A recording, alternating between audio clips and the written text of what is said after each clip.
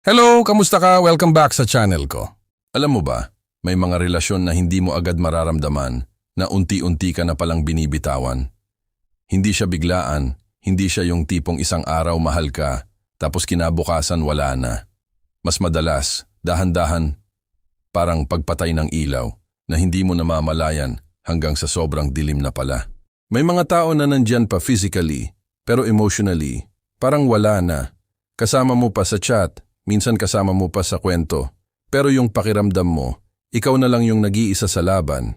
At kung nasa edad ka na 25, 30, 40 pataas, alam mo na kung gaano nakahalaga ang clarity sa relasyon. Hindi na tayo sa pa-sweet-sweet lang, hindi na rin sa hula-hula. Gusto na natin ng totoo. Gusto na natin ng peace of mind.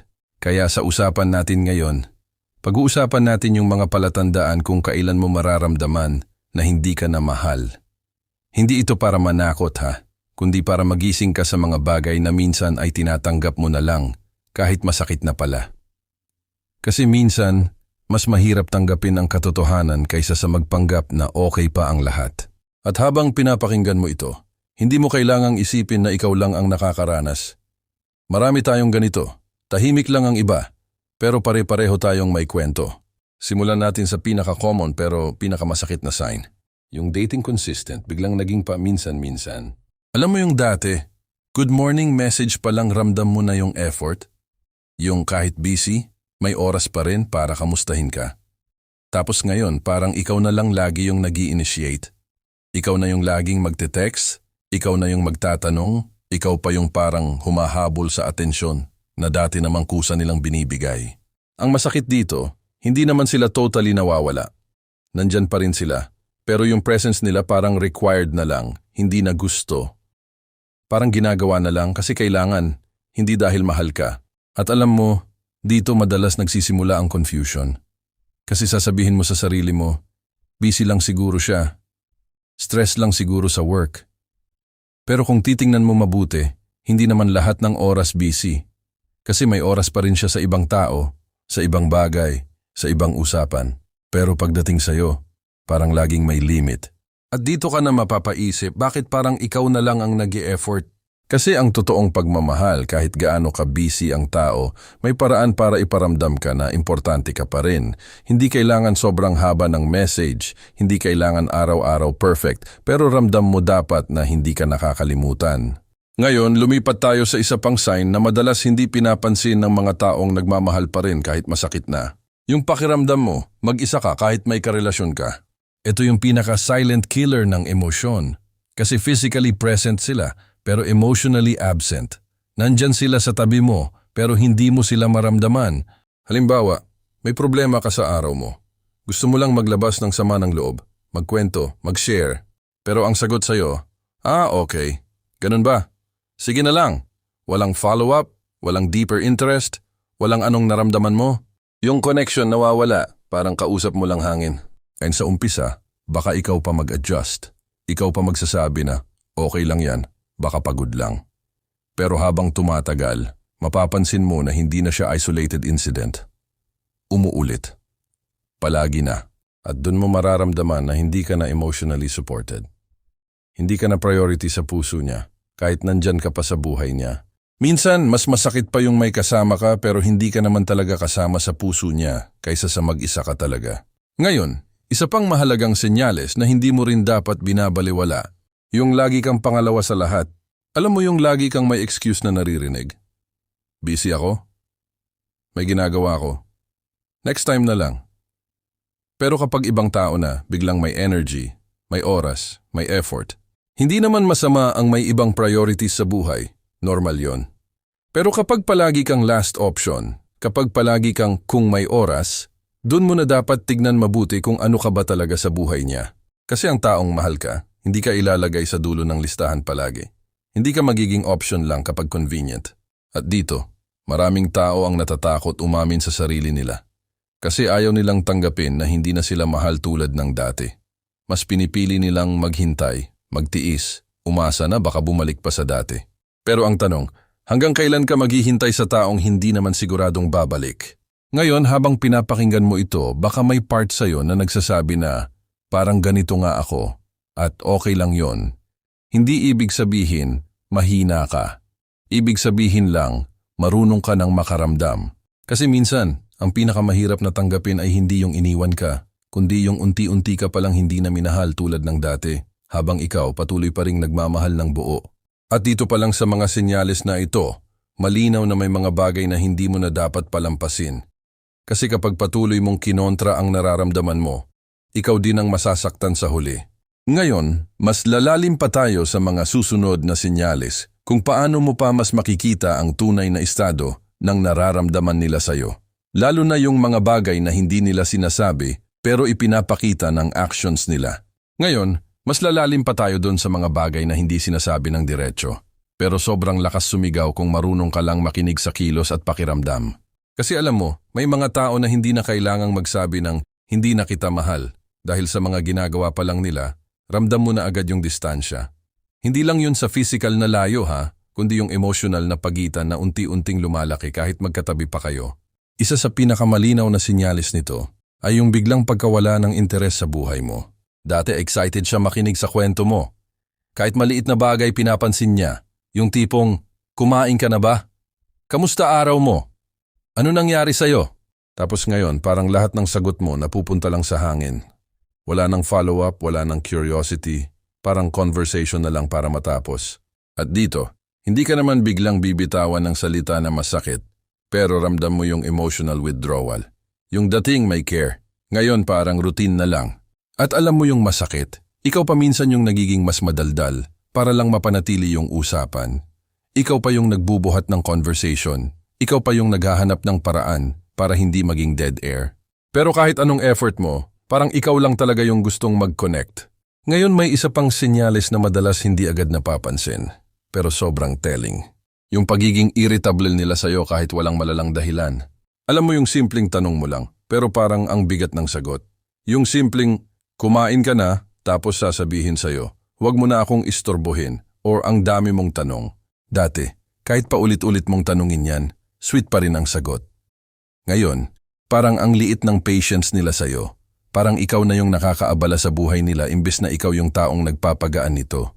At dito ka na magsisimulang mag-adjust. Baka magdahan-dahan ka na magsalita. Baka mag-isip ka na muna ng ilang beses bago mag-message. Baka i-filter mo na yung sarili mo para lang hindi mo matrigger yung inis nila.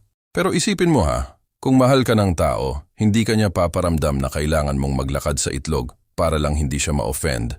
Ang tunay na pagmamahal, may space para sa pagiging totoo mo. Hindi ka kailangang magpaliit para lang manatili. Ngayon, isa pang hindi halatang sign pero sobrang importante, yung wala ng effort sa pag-aayos ng conflict. Kasi dati, kahit nag-aaway kayo, may usapan pa tayo, may ayusin natin to, may effort to fix things. Ngayon, parang every argument nagiging end of discussion na lang. Either silent treatment o kaya simpleng, sige na walang resolution. At dito mo makikita yung emotional disengagement. Kasi kapag ang tao mahal ka pa, kahit pagod siya, susubukan niyang ayusin. Hindi niya hahayaan na nakabiting kayo sa sama ng loob ng matagal. Pero kapag wala na siyang emotional investment, mas madali na lang sa kanya ang umiwas kaysa mag-ayos. At alam mo kung ano yung nakakalito dito. Kasi hindi naman siya totally umaalis. Nandyan pa rin. Pero parang hindi na siya willing magstay ng buo. Parang katawan lang ang nandyan pero yung puso niya, naka-half-live na. At habang tumatagal, ikaw naman yung napapagod. Ikaw yung nagiging emotional worker ng relasyon. Ikaw yung nag-aayos. Ikaw yung nag-uusap. Ikaw yung nag-a-adjust. Hanggang sa isang araw, mapapansin mo na lang. Ikaw na lang pala yung lumalaban para sa dalawang tao. Ngayon, habang pinapakinggan mo ito, baka may part sa'yo na medyo masakit na. Kasi, hindi lahat ng realization ay komportable. May mga truth talaga na mahapdi muna bago maglinaw. Pero dito importante mong maintindihan. Hindi ka nag-i-imagine lang. Hindi ka OA. Hindi ka overthinking lang.